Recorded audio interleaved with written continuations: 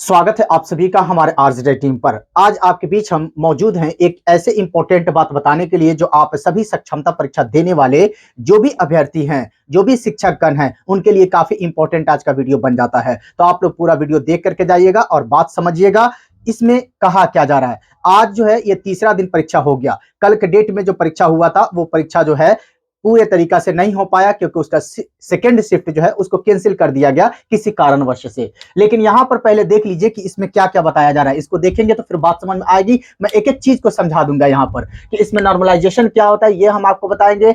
Date exam जो दिया गया इसमें अलग अलग डेट में अलग अलग तरीके के प्रश्न पूछा जा रहा है, यहां पर हम आपको बताएंगे। फिर आपको बताएंगे कि रिजल्ट जो आएगी वो रिजल्ट कैसे प्रकाशित किया जाता है। अगर सभी परीक्षार्थियों के लिए सेम प्रश्न नहीं है तो फिर इसके प्रश्न का आंसर जो दिया जा रहा है उसका रिजल्ट कैसे दिया जाएगा, किसको उसके लाभ होगा और किसको इससे हानि होगा। तो ये हम आपको एक एक चीज को बताएंगे। सबसे पहले यहां पर दिया जा रहा है परीक्षा के प्रारंभ जो हुआ है वो 26/2/2024 से स्टार्ट हुआ। 27/2/2024 को भी ये परीक्षा हुआ है और 28/2/2024 को भी ये परीक्षा हुआ है। लेकिन जहां तक एनालिसिस किया गया है अब तक 28/2/2024 तक, इसमें यह कहा गया है कि हार्ड प्रश्न पूछा गया था 28 तारीख के। इसमें बताया जा रहा है कि 150 नंबर में केवल 10 से 12 ऐसे प्रश्न हैं। मैक्सिमम प्रश्न में बताया जा रहा है कि 15 से 20 ऐसे प्रश्न हैं जो इजी प्रश्न था। बाकी के बाकी सारे प्रश्न जो है ऐसे प्रश्न पूछा गया था जिसका कोई सिंग पैर नहीं, यानी कि मतलब ये कि प्रश्नों का ऐसे असर था जिसका उम्मीद नहीं कर सकते थे कोई टीचर कि प्रश्न ऐसे पूछा जाएगा।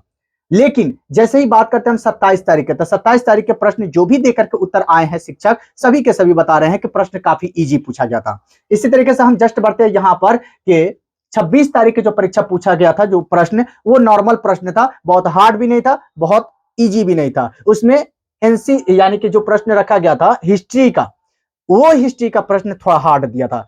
बाकी इस 3 दिनों में जो आज के प्रश्न 28/2/2024 का वो हार्ड प्रश्न पूछा गया है।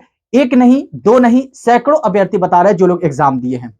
अब सवाल उठता है कि क्या ये तीनों लोगों को एक ही जैसे रिजल्ट आएगा क्या? अगर तीनों लोग का रिजल्ट आएगा तब तो जिसके साथ हार्ड प्रश्न आ गया उसके साथ अन्याय हो गया। तो नहीं, बीएसई भी जो है इसका पहले ही जब आपका नोटिफिकेशन दिया तो उस समय कह दिया था कि आपके परीक्षा जो है डिफरेंट डिफरेंट डे पर लिया जा रहा है, इसीलिए परीक्षा का जो रिजल्ट होगा वो नॉर्मलाइजेशन आधारित होगा।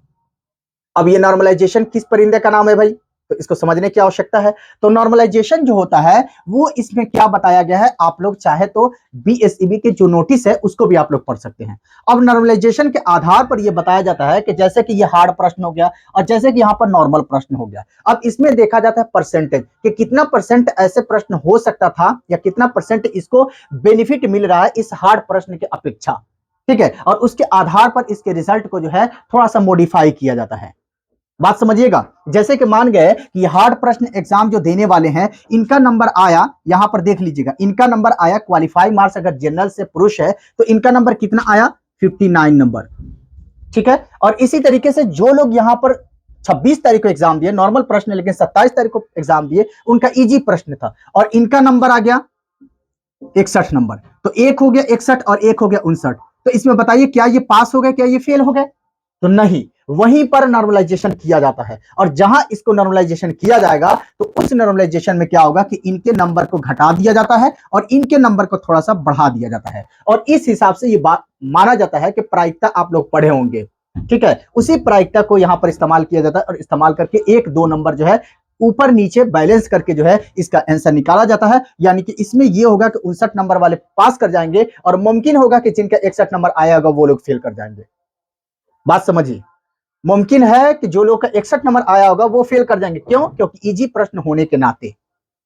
तो यही बताया जाता है कि अगर आप एग्जाम दे रहे हैं और आपका नंबर अगर 61 नंबर आया है, आपका नंबर अगर 60 नंबर आया है और नॉर्मलाइजेशन में यह पाया जाता है 0.5 नंबर आपका कम हो गया, 0.10 नंबर आपका कम हो गया, तो फिर समझ लीजिए कि आपका रिजल्ट वहां पर फंस जाता है। यही होता है नॉर्मलाइजेशन। यानी कि नॉर्मलाइजेशन से 1 से 2 नंबर का इससे फायदा होता है, इससे ज्यादा कोई फायदा नुकसान नहीं होता है। अब एक और बात यहां पर समझिए कि एग्जाम जो दे रहे हैं उन लोगों का रिजल्ट जो निकलेगा वो कितना परसेंट किसको नंबर मिलेगा, ये बात को देख लीजिए आप लोग। तो सबसे पहले यहां देखिए जनरल लोगों का, जनरल में किसको, तो पुरुष को, महिला को नहीं, महिला को छोड़ करके जनरल में जो होगा वो 40% आपको नंबर लाना पड़ेगा। 40% नंबर में जो है 150 नंबर में 60 नंबर लाना पड़ता है, तब होता है 40%। तो 60 नंबर लाना एकदम अनिवार्य है। तो 60 नंबर केवल आप लाते हैं तो फिर खतरे की घंटी है आपके लिए। आपके लिए 62 नंबर 63 नंबर लाना पड़ेगा, अन्यथा जो है नॉर्मलाइजेशन के आधार पर अगर रिजल्ट आपका बनता है तो फिर वहां पर आपका रिजल्ट फंस जाएगा। फिर यहां पर बताया गया है कि इसके बाद जो आता है बीसी का जो रिजल्ट आएगा वो 54.75 नंबर लाना पड़ेगा। कितना में? 150 नंबर में। 54.75 नंबर 150 नंबर में लाना पड़ेगा। ये कितना के है? 36.5% जो है नंबर लाने के लिए कहा गया है। फिर यहां पर है ईबीसी का, तो ईबीसी के लिए 34% नंबर लाना है और 34% जो 150 का होगा वो आपका 51 नंबर आ जाता है।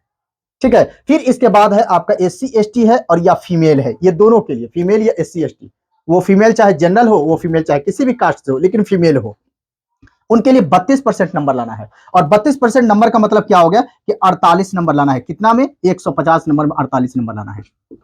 ठीक है, 150 में 48 नंबर, यानी कि इससे मतलब क्या हुआ, ये 32% नंबर उनको लाना है फीमेल को, तो वो पास कर जाएंगे, वो क्वालिफाई कर जाएंगे। तो इसका जो मेन रूल है जो यहां पर बताया गया है, ठीक है, वो यही रूल है